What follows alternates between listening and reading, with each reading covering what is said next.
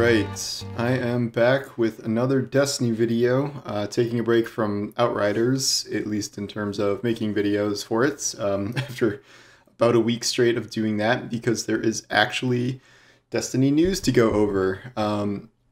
There was a TWAB yesterday that had a few substantive things in it, namely they are going through the Sandbox Nerfs that are coming next season. I'm just calling that Season of Glass for now because people always say Season 14, Season 15, Season 13. If I barely even remember which season we're in now, like that's kind of confusing. So until the next season name is data mined or they name it, that's what I'm going with. So Season of Glass nerfs, they are going to do buffs later on, probably in a couple of weeks. There really were not like a ton of nerfs, so that's good news. And the ones that did happen are kind of predicted things based on the current meta of the game, particularly PvP.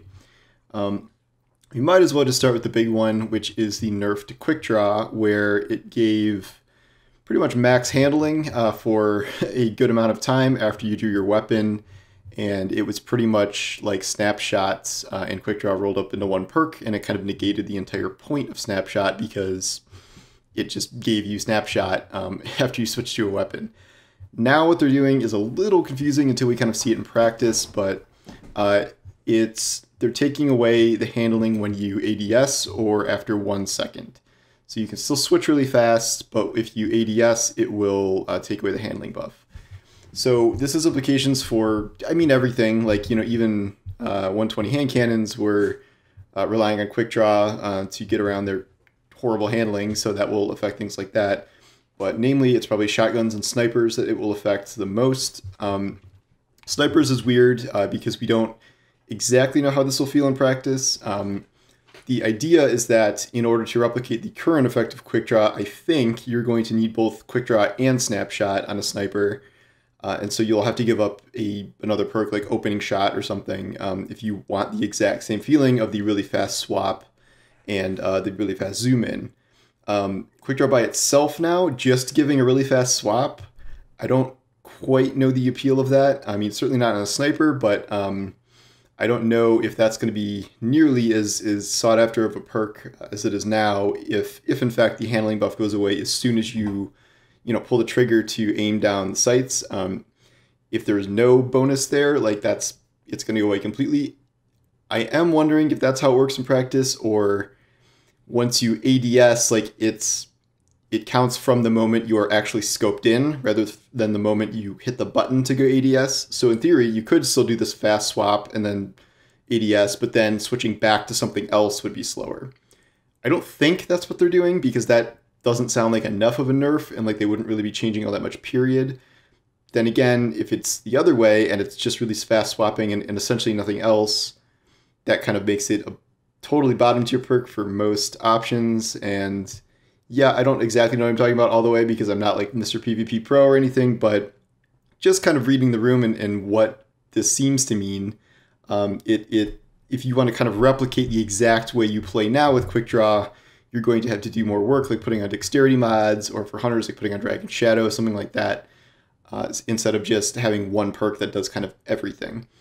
So you can replicate that playstyle, but it will cost you something. There are two specific examples of this where they thought that the Quickdraw nerf wouldn't be enough, so they just straight up removed Quickdraw on Astral Horizon and Fellwinters and gave it Surplus instead.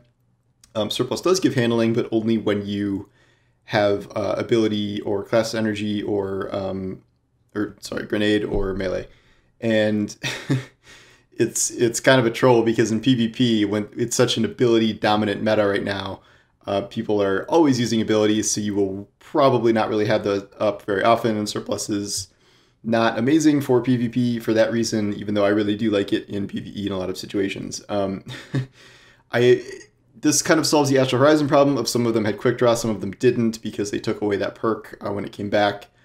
The Fellwinters thing, I am very curious to see if this will actually impact Fellwinters, because there are, the only nerf going on here is a nerf to Quickdraw. And that affects a lot of weapons, but there was no direct nerf to shotguns right here. Like, there was no things with cones or damage numbers or different frames or anything. Like, there are no actual direct nerfs to shotguns, even though shotguns are, 65% of special weapon kills. So I am wondering if this really is going to change all that much with Fell Winners, because I think Fell Winners in particular, just combining shot package for the even distribution and opening shot and like the range, that is kind of like the main problem. And I feel like most of the time when I'm getting killed by Fell Winners, it's not because someone quick drew it and then aimed down the sights really fast. It's just because it's Fell Winners and it has crazy range and they're jumping around with stompies. And like, it seems like Quickdraw like made it better, certainly, but I just don't know if like this is really going to solve the Fell Winners problem, or if this is like enough of a nerf to Fell Winners. I was on DCP with Jake last night, and he seemed to think that like at least it will open up the shotgun meta a little bit. So like everyone might not use Fell Winners and Astral. They might have to use other shotguns with a different perk pool or like a different setup, like Retold Tail or aggressive frame shotguns or whatever, like something a little different than just everyone using Fell Winners, essentially. That's good. I don't know if that solves the shotgun dominance problem of Crucible, but I guess that's sort of a tale as old as time at this point, so, we take what we can get.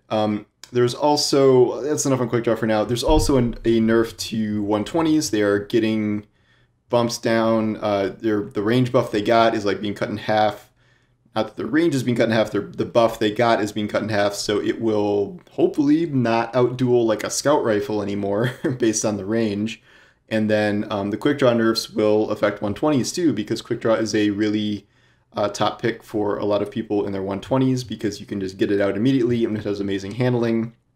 That seems like, with the way they're doing Quickdraw now, even if you can switch to it fast, if you can't ADS, that is kind of important for a hand cannon, unless it's last word. So that those two things seem like they'll combine to hit 120s pretty hard. We do not know what nerfs or what buffs are coming to other hand cannon archetypes potentially. So it's also possible that they may get knocked further down the pole if some other archetype is buffed in some way. We'll see if that happens. It could be the 180 meta or whatever. So we'll have to wait and see. But it's a little weird to get half the picture without knowing the buff half and seeing what's going to be added. There's a kind of a weird PvE nerf in that they are nerfing Frenzy.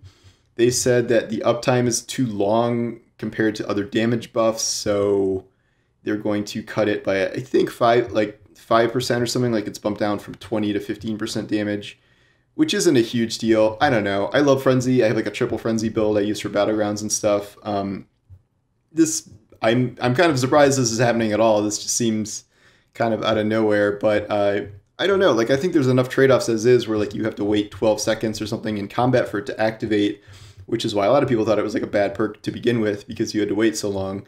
And then it's unlike Rampage or Kill Clip or other things, it's pretty much useless in PvP unless you are a god tier player that's like never dying, and because you're in first engagement after a life, you're not going to have Frenzy active pretty much. So I don't know. It seems kind of weird and unnecessary to me.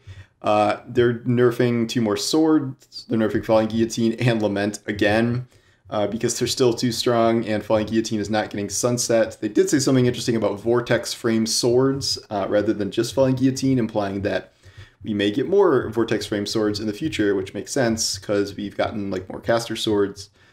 So that reminds me, I should probably go get the 3-win bounty to get Soulless Scar this week, just so I have one. And I don't know, that's fine. I think swords are still very strong, and like Lament is still strong even after the first nerf. This nerf, like for whatever encounters you're using Lament for now, you're probably still going to use Lament. That's what I said last time, but another 16% for the heavy attack off the top is, again, probably just not going to change that all that much. And it's keeping things like anti-barrier. There's some weird notes about like chip damage is going away, which is like just damaging people's health through their shields, which swords and like Bastion can do. So that's being eliminated because I guess it was buggy or something. They did kind of mention a buff for Bastion in here where it's getting intrinsic unstoppable. And people pointed out if it works like intrinsic shotgun unstoppable that we got, I think it was last season, you won't have to like aim down the sights and hold it. It'll just like work as soon as you shoot it. So that's cool, and that could make Bastion actually useful in PvE activities. I've always liked Bastion PvE. I thought it's been fun. I don't know if it's been good, but it's been fun. They did also increase the cone size or something, so that implies to me it'll be harder to kill people with it in PvP, but To what extent, I don't know. And we kind of have to, figure out where fusions are going to be after this. They said outright that they are going to buff linear fusions. Like that was said, even if they didn't go into specifics. Between the Quickdraw nerf is nerfing shotguns and snipers, so by default you would think fusions would get a little better in comparison. I'm hoping for some sort of PvE fusion damage buff. And then there's a very weird line at the end of all this which talks about how they are adjusting whatever the Reservoir Burst, the loaded question perk, where the first shot of a full magazine does bonus damage and explodes enemies. They're giving it less damage and making it increase the magazine size. And they gave some weird hint about this is for like some future update. And everyone thinks this is something to do with a Vault of Glass weapon. Could be Mythoclast, but that would be kind of weird. It could be Praetorian Foil, which is the actual fusion rifle from that. They could also be bringing back one of the other exotic fusion rifles, Plan C, or what's the one that's very buggy? I can't remember it right now. I literally wrote an article about it earlier, but Pocket Infinity, that's it. That bugged out Destiny 1 a lot. It could be one of those, but if I would probably put money on Vault of Glass. It could also just unsunset Loaded Question, because I love that, and that was not a problematic weapon and should come back. So that's just what I think, but overall this is not like a giant slate of nerfs. They didn't like nerf the entire class of shotguns in the ground. They really just focused on one perk. 120s kind of also got hit by that same perk, and like you can see how dominant Quickdraw was when it affects snipers and shotguns and 120 hand cannons all in one beat. We'll see how the meta shakes out, but I'm hoping for a good range of buffs. If linear fusions are coming, I'm hoping for buffs to the some of the auto rifle archetypes that got left behind. Not to go back to like a gnawing hunger meta, but if my my Godroll shadow prices would be actually useful, that would be nice, and things like that. So we'll see what gets the buffs this time. They usually don't go too overboard with buffs, but it's very hard to predict how the meta is going to shake out, and it's even harder when you only have half the picture in terms of nerfs. So I don't know. I don't see anything super problematic here. I know there are some hardcore PvP people upset by the Quickdraw nerf, but when one perk is dominating the meta to this degree, this is kind of inevitable. I don't know if Quickdraw is going to be useful at this point based on the changes they're making to it, but maybe it's Killing Wind now, or who knows what it'll be next. So we'll see. And I also don't know if it'll be enough, and if something like Foewinners will just see a decrease in popularity because it's still just going to be so strong just at baseline. So I guess we'll find out. But that's all I got for this. And the Outriders patch just launched on some of the platforms, so hopefully it's going to fix some crashes, and I will be able to do more in-game stuff over the weekend and talk about that a little more. I am on my Devastator playthrough right now. I have 100%ed on Trickster and Technomancer, and then I'm still working through Pyromancer on PC. So that's my Outriders update at the end here. But yep, I'm also playing the Diablo 2 Technical Alpha. I wrote an article about that earlier today you can check out. And it's a lot of fun. I don't know how much time I'm going to put into it because it's not going to save progress, and I have all these other games to play, so we'll see. But yeah, so that's the breakdown of yesterday. We're also getting 4 new Iron Banner weapons, but that's a whole other thing, and I can do a whole video about Iron Banner, as I'm sure you all know. But thanks for watching, and I will see you guys next time.